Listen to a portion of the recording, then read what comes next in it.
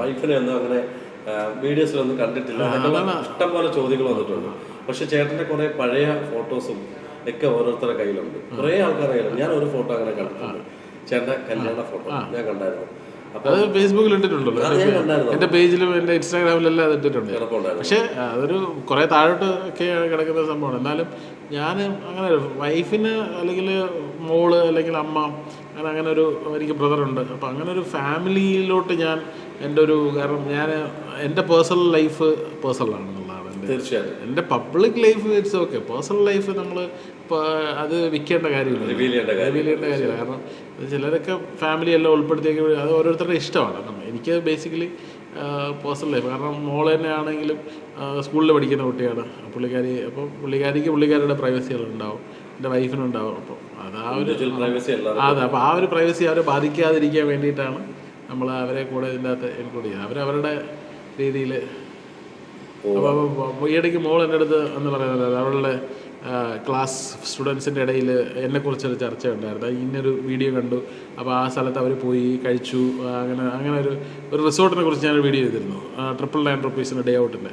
അപ്പോൾ അവളുടെ ക്ലാസ്സിലുള്ള കുറേ കുട്ടികൾ പോയി എന്ന് പറഞ്ഞത്. അപ്പം അവർക്കറിയില്ല ഞാൻ പുള്ളിക്കാരുടെ ഫാദറാണെന്ന്. അവള് പറഞ്ഞിട്ടില്ല, അറിയത്തില്ല. മോള് പറഞ്ഞിട്ടില്ല. മോള് 9ാം ക്ലാസ്സിലാണ് പഠിക്കുന്നത്. തീർച്ചയായിട്ടും മോക്ക് ഇനി അത് റിവീൽ ചെയ്യേണ്ടി വരും.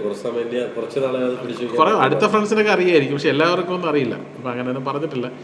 അപ്പോൾ അവളും അതൊന്നും അത്തരത്തിലുള്ള കാര്യങ്ങൾ ആഗ്രഹിക്കുന്നില്ല എന്നുകൊണ്ടായിരിക്കാം അത് പറയാതിരിക്കുന്നത്. എല്ലാവർക്കും അപ്പം മോക്കും മനസ്സിലായി കാണും ഒരു ചെറിയൊരു പേഴ്സണൽ എല്ലാവർക്കും ആവശ്യമാണ് സ്പേസ്. അല്ല, പേഴ്സണൽ സ്പേസ് എന്ന് പറയും. ഇപ്പം ഞാൻ എവിടെ പോയാലും എനിക്ക് ഭയങ്കര ഇഷ്ടമുള്ള, ഇപ്പം നമ്മളിപ്പോൾ ഏറ്റവും കൂടുതൽ എന്നെ കണ്ടാൽ ഇഷ്ടപ്പെട്ട് ഓടി വരുന്ന കോമൺ മാനാണ്. അതാണ് എനിക്ക് ഏറ്റവും കൂടുതൽ സന്തോഷം. ഭയങ്കര ഇപ്പം ഞാൻ കഴിഞ്ഞ ദിവസം വന്നിപ്പം ഒരു ഓട്ടോയിൽ ഒരു ചേട്ടൻ വന്ന് എന്നെ ഓവർടേക്ക് ചെയ്ത് എൻ്റെ വണ്ടി, ഞാൻ വിചാരിച്ചു എന്തോ പ്രശ്നം, ഞാൻ ഓടിയപ്പോൾ എൻ്റെ വണ്ടി തട്ടിയോ എനിക്കറിയില്ല, അറിയാൻ പറ്റില്ലല്ലോ നമ്മൾ എന്താ ബാക്ക് വല്ലതും തട്ടേ അല്ലെങ്കിൽ ഇപ്പോൾ ഒരാൾ എന്നെ ഓവർടേക്ക് ചെയ്തപ്പോൾ ഞാൻ വിചാരിച്ചു എന്തോ കുഴപ്പമാണ് എന്നുള്ള രീതി. അപ്പോൾ അയാൾ വന്നിട്ട് ഫോട്ടോ എടുക്കാൻ വേണ്ടി ചേസ് ചെയ്ത് വന്നിട്ട് ഒരു ഭയങ്കര സ്നേഹത്തോടു കൂടി ഒന്ന് ഒരുമിച്ച് ചായ കുടിച്ചിട്ട് പോയി. അപ്പോൾ അത്തരത്തിലുള്ള ഇഷ്ടങ്ങളാണ് നമ്മൾ ഇഷ്ടപ്പെടുന്നത്. അപ്പം മറ്റ് വേറൊരു ക്രൗഡിൽ പോകുമ്പം ഇച്ചിരി ഒരു ഹിപ്പോക്രസി ഒക്കെ ഉള്ള ആൾക്കാരാണെങ്കിൽ അവർ വേറെ ഇങ്ങനത്തെ ഒരു ആറ്റിറ്റ്യൂഡ്. പക്ഷേ കോമൺ മാൻ, ഒരു സാധാരണക്കാരൻ്റെ സ്നേഹം എന്ന് പറയുന്നത്, നമ്മൾ ഒരുപാട് കടകളിൽ വീഡിയോ ചെയ്തിട്ടുണ്ട്. പക്ഷേ ചെറിയ കടയൊക്കെ നമ്മൾ സപ്പോർട്ട് ചെയ്ത് വീഡിയോ ചെയ്യുമ്പോൾ അവർ ആ വീഡിയോ കാണുന്നത് കൺസീവ് ചെയ്യുന്നത്, അതിൻ്റെ റിസൾട്ട് വന്നതിന് ശേഷം അവർ നമ്മളെ കാണുന്നത് വേറൊരു. ഞാനൊരു ഉദാഹരണം പറഞ്ഞുതരാം. തിരുവനന്തപുരത്ത് ഒരു കാർ ഷെഡിൻ്റെ അകത്ത് ഒരു 300 സ്ക്വയർ ഫീറ്റ് വരില്ല, 150-200 സ്ക്വയർ ഫീറ്റിൽ ഒരു ചെറിയ കട പ്രവർത്തിച്ചിട്ടുണ്ട്. കല്ലക്കാച്ചി ഇപ്പോഴും ഉണ്ട്. ഞാൻ തന്നെ ഇനോഗ്രേറ്റ് ചെയ്താണ്, പ്രൊമോട്ട് ചെയ്യാൻ. കുഞ്ഞു കടയാണ് അന്നത്തെ കാലത്ത്. അവർ വീട്ടിൽ പൊതിച്ചോറൊക്കെ ചെയ്തുകൊണ്ടിരുന്നു. അതിനെ വീഡിയോ ചെയ്തതിനു ശേഷം അവർ കട തുടങ്ങിയത്. പിന്നെ അവർ ഒരു വീട് വയ്ക്കുന്നു, അതിനെന്നെ വിളിക്കുന്നു, കാർ എടുക്കുന്നു, കീ ഹാൻഡ് ഓവർ ചെയ്യുന്ന എന്നെ വിളിക്കുന്നു. ഇപ്പോൾ പുതിയ കട ഉദ്ഘാടനം ചെയ്തു. 300 സ്ക്വയർ ഫീറ്റിൽ നിന്ന് 3000 സ്ക്വയർ ഫീറ്റിലേക്ക് അവർ കലക്കാച്ചി മെറ്റമോർഫസിസ് എന്ന് പറഞ്ഞാൽ വലിയ മെറ്റമോർഫസിസാണ്. 300 നിന്ന് ഒരു 3 വർഷത്തിനുള്ളിൽ അതിനുള്ളിൽ അവർ ഇത്തിരി അച്ചീവ്മെൻറ്റ്സ് ഉണ്ടാക്കുന്നു. അവർ വീണ്ടും നമ്മളെ ആ ഉദ്ഘാടനത്തിന് വിളിക്കുന്നതെന്ന് പറയുമ്പം നമുക്കതൊരു അത്തരം ജീവിതത്തിൽ ഈ പറയുന്ന കിട്ടിയ വേൾഡ് റെക്കോർഡിനെക്കാളുമൊക്കെ മധുരമുള്ള സംഭവമാണ്, സമ്മാനമാണ്. അവർ നമ്മളങ്ങനെ കാണുന്നുള്ള. മറിച്ച് വേറൊരു എനിക്കറിയില്ല, വേറൊരു പ്രീമിയം ബ്രാൻഡോ പ്രീമിയം റെസ്റ്റോറൻറ്റോ നമ്മൾ പ്രൊമോട്ട് ചെയ്തു, പൈസ മേടിച്ചു, തീർന്നു, ബൈ എന്നുള്ളൊരു ഇതായിരിക്കും. പക്ഷേ ഇത്തരം ആൾക്കാരുടെ സ്നേഹം എന്നൊക്കെ പറയുമ്പോൾ അത് ഇടയ്ക്ക് മുകേഷേട്ടാ, ഞാൻ മുകേഷേട്ടോട് ഞാൻ 10-15 വേദി ചെയ്തിട്ടുണ്ട്. പക്ഷെ ഞാൻ അവിടെ എല്ലാം മുകേഷിനെ ഇൻട്രൊഡ്യൂസ് ചെയ്തത് ചെറിയൊരു നല്ലൊരു നാരങ്ങാവെള്ളം കിട്ടുന്ന ഷോപ്പായാൽ പോലും അവിടെ വ്ളോഗ് ചെയ്ത വ്യക്തി എന്നാണ് ഞാൻ. സാധാരണക്കാരെന്നാണ് ഞാൻ എല്ലായിടത്തും ഇൻട്രൊഡ്യൂസ് ചെയ്യാറുള്ളത്. ചേട്ടൻ അത് കേട്ടിട്ടുണ്ടോ? കേട്ടിട്ടുണ്ട്. ഇപ്പോൾ ലാസ്റ്റ് ആയിട്ട് അത് പറഞ്ഞത് നമ്മൾ ലക്ഷ്മി നക്ഷത്രമൊക്കെ ആയിട്ട് ഒരു പ്രോഗ്രാം ഉണ്ടായിരുന്നു കരുതാപ്പള്ളിയിൽ. അവിടെ വെച്ചിട്ടാണ് അത് പറഞ്ഞത്. അതും പറഞ്ഞു അതിന് മുമ്പ് ഉള്ള 3-4 വേദികളിലും പറഞ്ഞു. പക്ഷേ ഏറ്റവും ലാസ്റ്റ് പറഞ്ഞത് അതാ, അതും എനിക്ക് ഓർമ്മയുണ്ട്. തീർച്ചയായിട്ടും ഞാൻ അങ്ങനെ ഇൻട്രൊഡ്യൂസ് ചെയ്യുന്നത്. അത്തരത്തിലുള്ള ഒരാളാണ് താങ്കൾ. അതുകൊണ്ട് വളരെ സന്തോഷം നമ്മോടൊപ്പം ഇത്രയും നേരം ഈ ഒരു സമയം ചെലവഴിച്ചതിൽ. ബിസി ആണെന്നറിയാം. ചേട്ടൻ്റെ പേഴ്സണൽ ക്യാമറമാൻ അവിടെ വെയിറ്റിംഗ് ആണ്. അടുത്ത ഇനാഗ്രേഷൻ ഉണ്ടോ? അതോ ഈ അടുത്തുണ്ട്. ഞങ്ങൾക്കൊരു ആഗ്രഹമുണ്ട് സിനിമയിൽ നല്ലൊരു വേഷം. ഞാനിപ്പോൾ അതൊരു ചോദിക്കാൻ വിചാരിച്ചത്, ഒരു വീഡിയോ കണ്ടായിരുന്നു മേക്കപ്പ് ഒക്കെ ഇട്ട് ചെയ്യുന്നത് സിനിമ. അത് ഏത് സിനിമയാണ്? അത് ഒമറക്ക നല്ലൊരു ഫുഡിയാണ്. ഒമറക്ക ഇടയ്ക്ക് ട്രിവാൻഡ്രത്ത് വരുമ്പോൾ എന്നെ ഇടയ്ക്ക് വിളിച്ചിട്ട് ഇവിടെ എവിടെ ഫുഡ് കിട്ടുന്നൊക്കെ ഞങ്ങൾ നേരിട്ട് കണ്ടിട്ടൊന്നുമില്ല. അപ്പോൾ അങ്ങനെ ഒരു ദിവസം അവസാനം ഇവിടെ തിരുവനന്തപുരത്തൊരു കടയില്ല. അപ്പോൾ ഞാനൊരു കലക്കാച്ചി റെസ്റ്റോറൻറ്റ് പറഞ്ഞു കൊടുത്തു, ശാസ്ത്രപുരത്ത് സീ ഫുഡ് കിട്ടുന്നു.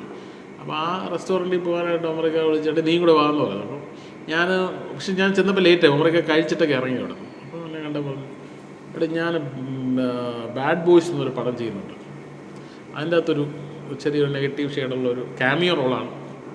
നിനക്ക് ഫുൾ ടൈം ചെയ്യാൻ പറ്റുള്ളത് എനിക്കറിയാം. കാരണം കുറേ നാൾ വന്ന് നിൽക്കണ്ടേ. സിനിമ എന്ന് പറയുമ്പോൾ ഡെഡിക്കേറ്റഡ് ആയിട്ട് മാസങ്ങളോളം നിൽക്കേണ്ട മിനിമം ഒരു എനിക്കിവിടെ അതിന് ഇനോഗ്രേഷൻ എനിക്ക് വേണ്ടി പുള്ളി ഈ ഷൂട്ട് റീഷെഡ്യൂൾ ചെയ്ത് തന്നിട്ടുണ്ട്. എനിക്ക് ഇനോഗ്രേഷനുള്ള ഡേറ്റ് മാറ്റാം. അതാണ് മമ്മറയ്ക്കയുടെ ഒരു വേറെ ഒരു സംവിധാനമാണെങ്കിൽ അവനെ മാറ്റാൻ പറഞ്ഞത്. കാരണം എൻ്റെ ഷൂട്ട് പോലും തുടങ്ങിയിട്ടില്ല. എനിക്ക് ഫസ്റ്റ് ഷൂട്ട് വെച്ച ദിവസം മമ്മറയ്ക്ക കാലൊടിച്ച് അവന് ഒരു ദിവസം മാറ്റി തരണം. എനിക്ക് ഇന്ന് 3 ഇനോഗ്രേഷൻ ഉണ്ട്.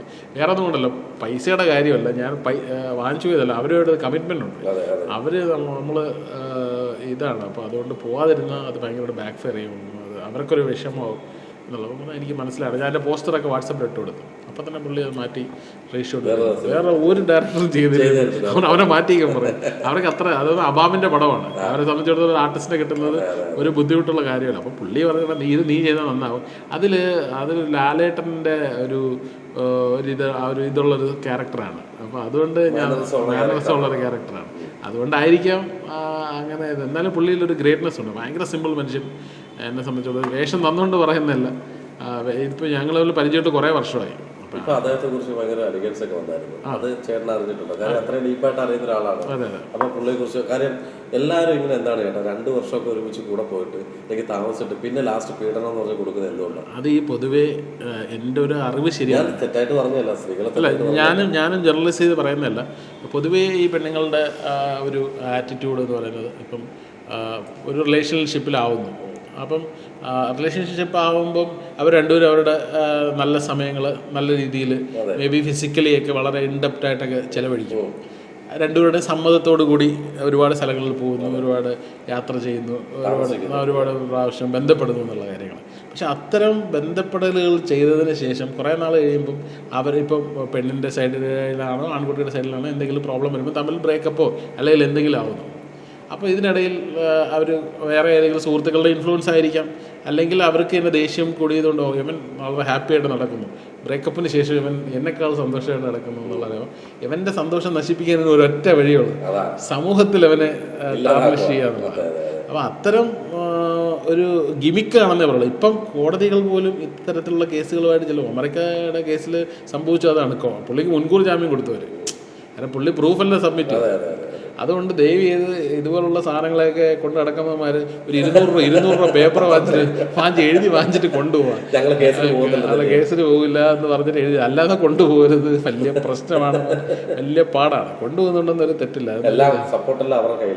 അല്ല, എല്ലാവരും അവരുടെ ഭാഗത്താണല്ലോ. കാരണം ഞാൻ പറഞ്ഞില്ലേ, എല്ലാ സ്ത്രീകളും അങ്ങനെയാണെന്നൊന്നും പറയരുത്. ഇപ്പം ചില സ്ത്രീകൾ ഇപ്പം സാമ്പത്തികമായി ആൾക്കാരെ ട്രാപ്പ് ചെയ്യാനായിട്ട് ശ്രമിക്കാറുണ്ട്. ഇതുപോലെ മനസ്സിലായില്ലേ, ഇതുപോലെ നിങ്ങൾ എനിക്ക് പൈസ തന്നില്ലെങ്കിൽ നിങ്ങൾ എന്നെ പീഡിപ്പിക്കാൻ ശ്രമിച്ചു എന്ന് ഞാൻ പരാതി കൊടുക്കുമെന്ന് പറഞ്ഞു.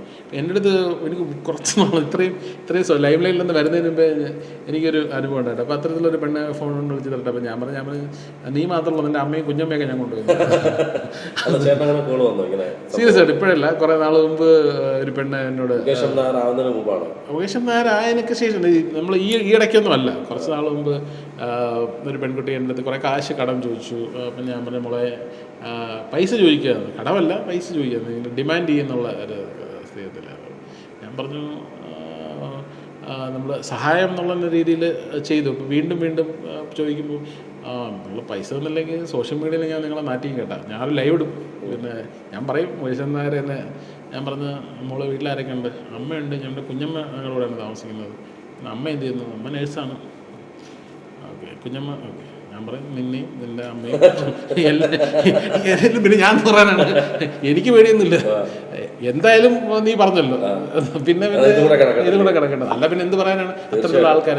പുള്ളിക്കാരി എന്നെ കാര്യം മനസ്സിലായി. ആരോടും പറയാത്ത കാര്യമാണ് അനീഷ്. ഞാനിപ്പോൾ കാരണം ഇതൊരു കോൺടെസ്റ്റ് അനീഷ് എടുത്ത് ഇട്ടുകൊണ്ട് ആരോടും പറയാത്ത, അല്ല പിന്നെ എന്ത് പറയണം നമ്മൾ? നിങ്ങൾ ഒമറക്കയുടെ കാര്യം ചോദിച്ചുകൊണ്ടാണ് ഞാൻ ഈ കാര്യം പറഞ്ഞത്. ഇപ്പം ഇത് മാത്രം ക്ലിപ്പിംഗ് ആയിട്ട് കട്ട് ചെയ്തിട്ട് ആൾക്കാർ വേറെ നീ നിന്റെ അമ്മ കുഞ്ഞമ്മ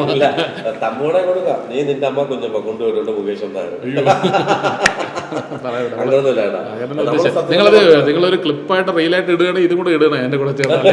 ആൾക്കാർ തെറ്റിദ്ധരിക്കും. ആയിരിക്കും. കാരണം അത് അത്തരം പറയേണ്ട അവസ്ഥ നമുക്ക് ഉണ്ടാക്കുന്നതാണ്. കാരണം ഞാൻ പറഞ്ഞില്ല, ഇന്നത്തെ ഒരു റിലേഷൻഷിപ്പ് എന്ന് പറയുന്നത്, ഇപ്പോൾ ഉമ്മറക്കയുടെ കേസ് ആയിക്കോട്ടെ, നമുക്ക് എക്സാമ്പിൾ എടുത്ത് പറയാം, റിലേഷൻഷിപ്പ് ആയിക്കോട്ടെ, എല്ലാവരും ഫെയിം, ഒന്ന് സ്ത്രീ പൊതുവെ ഫെയിമിന് വേണ്ടിയിട്ട് അല്ലെങ്കിൽ സാമ്പത്തികമായിട്ട് ജെനുവിനായിട്ട് വരുന്നവരുണ്ട്, ഇല്ലെന്ന് പറയുന്നില്ല. അതൊക്കെ ഭയങ്കര കുറവാണ്. റയറസ്റ്റ് ഓഫ് റയറാണ് ബൈ, നമുക്കറിയാന്നുള്ളതല്ലേ. അതുകൊണ്ട് ഇത്തരത്തിലുള്ള നമ്മളിപ്പോൾ എല്ലാവരും റീൽ ചെയ്യും, ഇതെല്ലാം റിയൽ പാർട്ട്നേഴ്സാണ്, റിയൽ പാർട്ട്നേഴ്സ് അല്ല. അത് കഴിയുമ്പോൾ നമുക്കൊന്നും വേണ്ട, അല്ല വേറെ ഒന്നിൻ്റെ ആവശ്യമില്ല. നമുക്ക് എന്താണ് പറയുക, എന്താ പറയുക, ഞാൻ ശ്രീപത്മനാഭൻ്റെ തിരുവനന്തപുരത്ത് നാട്ടിൽ ജനിച്ചു വളർന്നവനാണ്. എന്ന് വെച്ചാൽ എന്താ പറയുക, ലക്ഷദ്വീപം കണ്ടവനാണ്. പിന്നെ നമുക്കൊരു ചിമ്മിനി വിളക്കിൻ്റെ പുറകെ പോകേണ്ട കാര്യമില്ല, മനസ്സിലായില്ലേ? ലക്ഷദ്വീപം കണ്ടവനെ ചിമ്മിനി വിളക്ക്. അപ്പോൾ അതുകൊണ്ട് ഇത്തരത്തിലും കാര്യങ്ങളിലൊന്നും നമ്മൾ ഇൻഫ്ലുവൻസ്ഡ് ആവുന്നില്ല. അങ്ങനെ ആവശ്യമുണ്ടെങ്കിൽ അതിന് വേണ്ടിയുള്ള ആൾക്കാരെ നമ്മുടെ ഇഷ്ടം പോലെ ഉണ്ട്. നമ്മളതിൽ ദാരിദ്ര്യമല്ല, അതല്ല. അതുകൊണ്ട് അത്തരത്തിലുള്ള കാര്യങ്ങളാണ്. തമാശ രീതിയിലായാലും നമുക്ക് കുറച്ച് കാര്യങ്ങൾ ജെന്യുവനായിട്ട് പറഞ്ഞ മുകേഷേട്ടാ, താങ്ക് യു സോ മച്ച്. ഒരു കോൺട്രവേഴ്സി വരുന്നൊരു സംഭവം നമ്മളോട് പറഞ്ഞു കഴിഞ്ഞു, ഫോണിൽ വിളിച്ചിട്ട് ത്രെട്ടനിങ് ചെയ്യുന്നത്. അപ്പോൾ അതൊക്കെ സമൂഹത്തിനൊരു മെസ്സേജ് തന്നെയാണ്. ഇങ്ങനെയുള്ള ആൾക്കാരുണ്ട്, അങ്ങനെയുള്ളത് എന്ത് പറയാനുള്ള എൻ്റെ പൊന്നെണ്ണ നോക്കിക്കണ്ട് 200 രൂപയുടെ ഒരു പേപ്പർ വാങ്ങിച്ചു വെച്ചോ, എന്നിട്ട് എഴുതിയിട്ട് വേണം. അല്ലെ പിന്നെ ഇതാണല്ലോ, ഇപ്പം നമ്മളിപ്പം ഞാനും അനീഷും ഒരു സ്ത്രീയാണ്, അല്ലെങ്കിൽ ഞാനൊരു സ്ത്രീയാണെന്നില്ല, നമ്മൾ നല്ല സ്നേഹത്തിരിക്കുന്നു, ഭയങ്കര പ്രേമമാണ്. ഇപ്പം നമ്മളിപ്പോൾ ഈ ഹോട്ടലിൽ ഇൻ്റർവ്യൂ എഴുതുന്നു, നമ്മൾ പോകുന്നു, നമ്മളെ ഇഷ്ടമുള്ള രീതിയിൽ ചിലവഴിക്കുന്നു. കുറേ നാൾ കഴിയുമ്പം എനിക്ക് അനീഷിനോട് ദേഷ്യം, അല്ലെങ്കിൽ എനിക്ക് ഇഷ്ടപ്പെടാത്തൊരു കാര്യം ചെയ്യുന്നു, അല്ലെ ഞാൻ ഇഷ്ടപ്പെടാത്തൊരു കാര്യം അനീഷ് ചെയ്യുന്നു. ഇപ്പം രണ്ടുപേരും പരസ്പരം തെറ്റുന്നു. കുറേ നാൾ കഴിയുമ്പോൾ ഞാൻ അനീഷിനെതിരെ പരാതിയായിട്ട് വന്നത് ശരിയാണോ അനീഷ്? ഒരിക്കലും ചേട്ടാ, അതന്നെ പറഞ്ഞത്. നമ്മൾ അടുത്ത് വെച്ച് താമസിച്ച് 2 വർഷം കഴിയുമ്പോൾ കേസ് കൊടുക്കുന്നുള്ളത് പൊതുവേ കുറെ ആൾക്കാരുടെ ഒരു അജണ്ടയാണ്. മാറി 45 സ്ഥലത്ത് കൊണ്ടുപോയി പീഡിപ്പിച്ചു. അതെന്ത് പീഡനാന്നറിയാമല്ലോ. അത് സുഖമുള്ള പീഡനമാണ്. ഉറങ്ങുമായിരുന്നു ഞാൻ, പീഡിപ്പിച്ചപ്പോൾ ഒന്നും ഞാൻ അറിഞ്ഞില്ല, മയങ്ങിപ്പോയി. കഷ്ടം തന്നെ. തീർച്ചയായിട്ടും വളരെ സന്തോഷം. അങ്ങനെയുള്ള ദുരനുഭവങ്ങൾ ആർക്കും ഉണ്ടാവാതിരിക്കട്ടെ എന്ന് പ്രാർത്ഥിക്കുന്നു. കാരണം ഇതൊക്കെ മനഃപൂർവ്വം ക്രിയേറ്റഡ് ആയിട്ട് അജണ്ടയാണെന്ന് മനസ്സിലാക്കണം. അത് കോടതി പോലും മനസ്സിലാക്കുന്നത് അദ്ദേഹത്തെ വെറുതെ വിട്ടത്, വെറുതെ വിട്ടത്. അത്തരത്തിലുള്ള അജണ്ടകളുടെ ഭാഗമാവാതിരിക്കുക.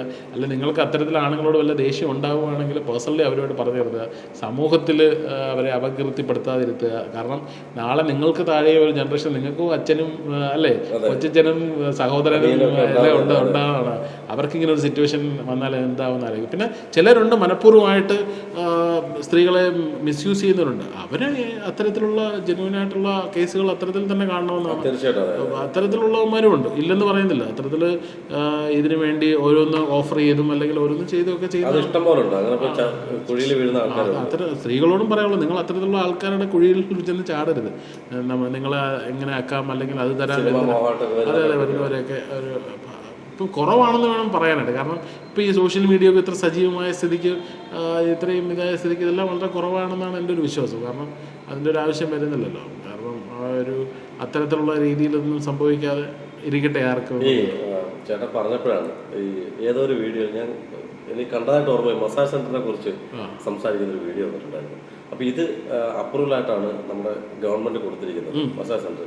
അത് കൊടുത്തുകൊണ്ട് ചില കൂടുതലായിട്ടുള്ള ഈ പീഡനങ്ങൾ കുറവുണ്ടെന്നാണ്, റോഡിൽ കൂടെ നടന്നു സ്ത്രീകളെ പിടിക്കാനൊക്കെ തോന്നുന്നത്. അതൊക്കെ കുറവുണ്ടെന്നാണ് എനിക്ക് തോന്നുന്നത്. ചേട്ടനെ ഫീൽ ചെയ്യുന്നത്. കാരണം വെച്ചാൽ ഇപ്പോൾ മസാജ് സെന്റർ ഇഷ്ടംപോലെ കേരളത്തിൽ വരുന്നത്, ക്രോസ് മസാജ് വരുന്നത്. അപ്പോൾ അതിനെക്കുറിച്ച് എന്താ പറയുക? ക്രോസ് മസാജ് നല്ലതാണോ? ഞാൻ ചെയ്തിട്ടുണ്ട്, കേരളത്തിലല്ല, ഞാൻ പുറത്ത് ചെയ്യാറുണ്ട്. അതൊരു ഇപ്പോൾ ഒരു പെണ്ണാണ് മസാജ് ചെയ്യുന്നത് പറഞ്ഞാൽ കുഴപ്പമൊന്നുമില്ല. ഇപ്പം നമ്മൾ എത്രയോ പ്രാവശ്യം നമ്മളൊരു സുഹൃത്ത് കാലിലെ കുഴ തെറ്റിയിരുന്ന പ്രത്യേകിച്ച് റെഡി തടവി കൊടുക്കാത്ത ഒരു മനുഷ്യനല്ല.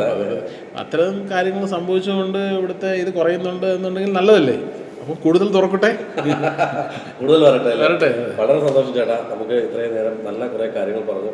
എനിക്ക് തോന്നുന്നു ഒരു വീഡിയോ, ഒരു ഇൻ്റർവ്യൂ നല്ല ഫണ്ണായിട്ട് തന്നെ പോയത്. പ്രേക്ഷകരോട് എന്താ പറയുക, നമ്മുടെ മൂവി വേൾഡ് മീഡിയയിലെ പ്രേക്ഷകരോട് സന്തോഷം. എന്നും എന്താ പറയുക, നല്ല ഭക്ഷണം കഴിക്കുക, നല്ല ആരോഗ്യമായിട്ടിരിക്കുക, നല്ലതായിട്ട് ചിന്തിക്കുക, ഇത്രയൊക്കെ ഉള്ളൂ. ഞാനെപ്പോഴും പോസിറ്റീവായിട്ടിരിക്കുക എന്നുള്ളതാണ് എൻ്റെ ഞാൻ എല്ലാം പോസിറ്റീവായിട്ട് എടുക്കുന്ന ഒരാളാണ്. നമ്മളിപ്പോൾ ജീവിതത്തിലൊരു നെഗറ്റീവായിട്ടുള്ളൊരു കാര്യം ഉണ്ടായാലും അതിൻ്റെ പിന്നിലൊരു റീസൺ ഉണ്ടെന്ന് വിശ്വസിക്കുന്ന ഒരാളാണ്. അപ്പോൾ അതുകൊണ്ട് നമ്മുടെ ജീവിതത്തിൽ പോസിറ്റീവായാലും നെഗറ്റീവായാലും ഉണ്ടായാലും എപ്പോഴും ഹാപ്പി ആയിട്ടിരിക്കുക, അത്രേ ഉള്ളൂ. എന്തായാലും വളരെ സന്തോഷം ചേട്ടാ ഇത്രയും നേരം നമ്മോടൊപ്പം ചേർന്നതിൽ. ഇനി നമുക്കിനി അടുത്ത റെക്കോർഡ് വരുമ്പോൾ നമുക്ക് ഒരുമിച്ച് കൂടാം. ഇനി സിനിമകൾ വിജയിക്കട്ടെ. താങ്ക് യു സോ മച്ച് ചേട്ടാ. Thank you.